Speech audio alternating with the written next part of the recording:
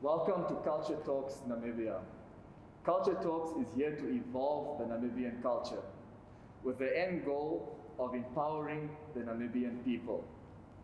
I'm joined by His Excellency Dr Sam Nujoma, the founding president and father of our nation. Tatekulu, 3 decades later, we are still facing racism on a daily basis in Namibia. In the workplaces, at schools, on the streets, and in our daily lives. We can no longer tolerate racism in Namibia. How do you feel about the tolerance of racism in Namibia?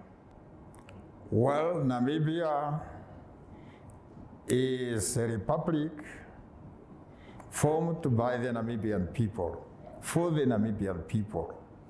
And therefore, anybody who tried to discriminate other Namibians on the basis of color or race should be punished under the law of the Republic of Namibia.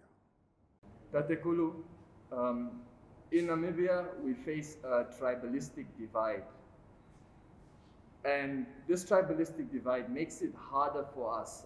People in Namibia are identifying themselves with their tribes before identifying themselves as Namibians first.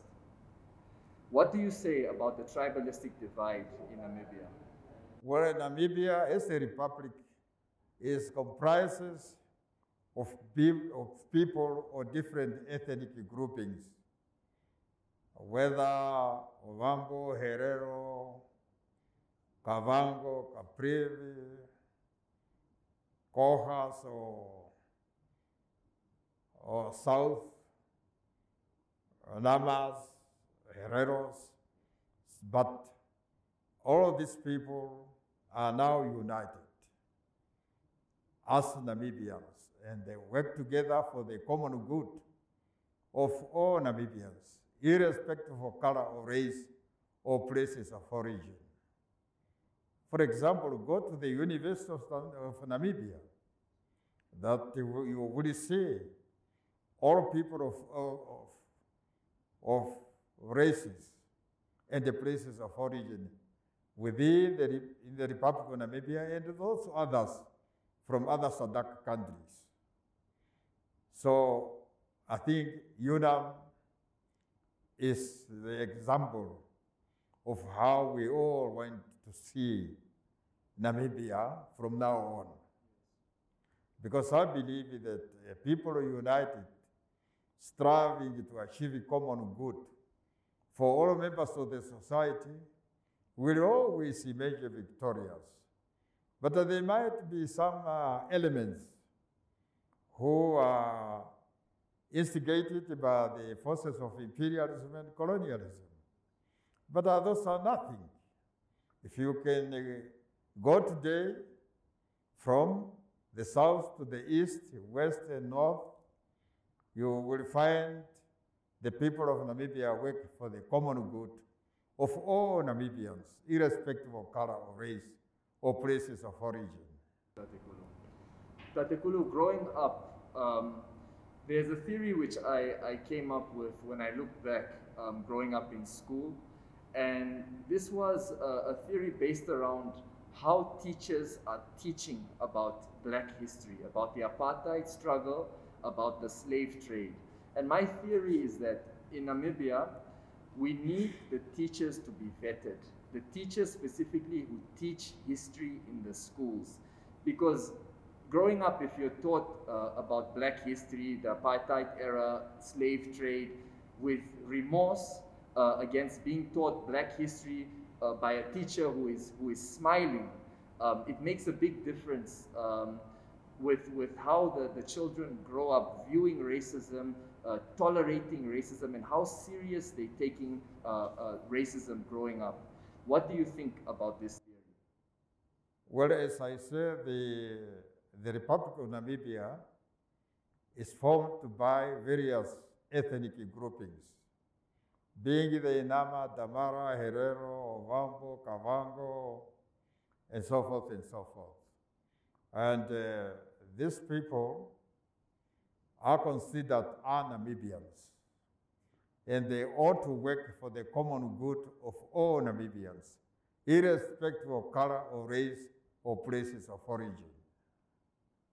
Tatekulu, would you say that the teachers need to be vetted very closely? The teachers who are teaching Black history, do they need to go through some sort of vetting process to make sure that they are teaching Black history with remorse and making the children grow up, understand that this was not normal? Because a lot of the time in schools, teachers are teaching Black history as if the apartheid era is something that was normal in society. What's normal is now, which is equality. Do you think that these teachers need to, or schooling institutions need to pay more attention to the teachers that are teaching about these subjects? Namibia is a country and its people are members of SADC, Southern Africa Development Corporation, are members of the Organization of African Unity, African Union now, and they are also members of the United Nations. Namibia participates in all these national, international, and continental organizations to work, first of all, for peace and stability, so that human beings can live in peace and can also move from one country to another with a passport or no passport. If they are members of SADC, they don't need a passport when they come to Namibia, or Namibians when they go to other SADC countries. But if Namibians are traveling to Asia, to countries like China, India, Japan, and so on, or to Europe, Germany, we have some people of German origin here, but they are Namibians, and we consider them Namibians, not Germans. So we have friends, and those we cooperate at international level, like the United Nations, as I have referred earlier, or the movement of the non-aligned countries, of which Namibia, SWAPO, is a founding member, or the Organization of African Unity, which promote Africa for Africans. And I believe in our lifetime, we will have one passport belong to the African continent. And this is what the SWAPO party promote with the other African countries within SADC region and the African Union.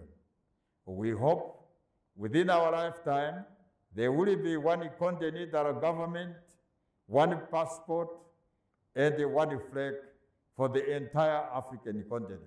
Moving on to the mentalities of the next generation.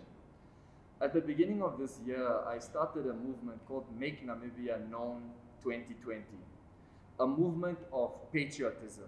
The sub-slogans to this movement was, we need to support one another, we need to break down barriers, and we need to create spotlight for the country.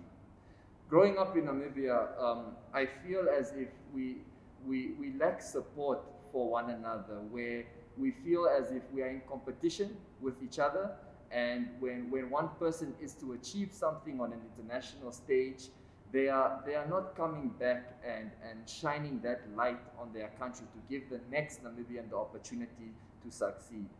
Tatekulu, why do you think we lack support amongst each other as Namibians?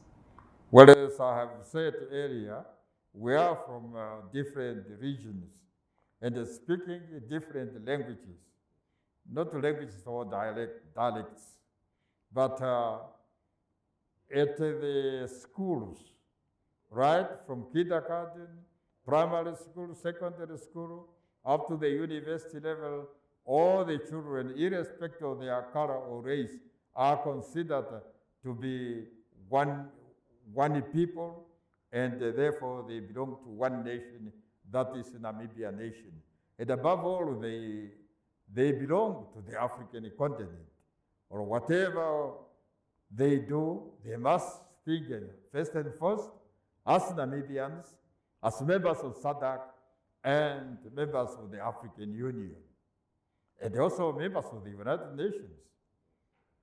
Thank you, Tatekulu. Tatekulu, I believe building foundations in Namibia and building doors for the children to have opportunities in whatever industry they aspire to be in. In Namibia, we have a lot of successful entrepreneurs, we have athletes, we have creatives, musicians, and how important do you think it is for those who have succeeded to come back to the country, build foundations for the next generation of children to have those opportunities to succeed in whatever industry it is? First and foremost, all our children must attend kindergartens, primary school, secondary school, university, and of course, our teachers and professors, they all know that we are Namibians, belong to the African continent, and therefore, first and foremost, we are Africans. And we have to work for the common good of all the Africans, irrespective of color or race or places of origin. Thank you, Tatekulu. Tatekulu, there's a famous quote from you which really is dear to my heart. It goes, "To the Namibian people, I would like to state on this solemn occasion that our nation blazed the trail to freedom. It has arisen to its feet. As from today, we are masters of this vast land of our ancestors. The destiny of this country is now fully in our hands. We should therefore look forward to the future with confidence and hope." Tatekulu, I think there's one sentence in this quote which the next generation really need to pay attention to. And that is, "As from today, we are the masters of this vast land of our ancestors." Tatekulu, do you have any final message for the youth leaders or not? We are all the leaders of this country, and the hands of the future of Namibia is in the hands of the next generation and the youth coming up. Do you have any final message for the youth? To the youth of Namibia, who are the leaders of tomorrow, I say remain united, respect our president, respect our government, our president Dr. Haki Geigo, and respect the Organization of African Unity, African Union, and they work for the common good of all the Africans, irrespective of their color or race or places of origin. And they also respect other countries, especially those who are members of the African Union, members of the movement of the non-aligned countries, and the members of the United Nations. We must work for common good of all our people, irrespective of color or race or places of origin, all over the world. Tatekulu, I'm humbled, I'm honored. Thank you very much for your time. Thank you.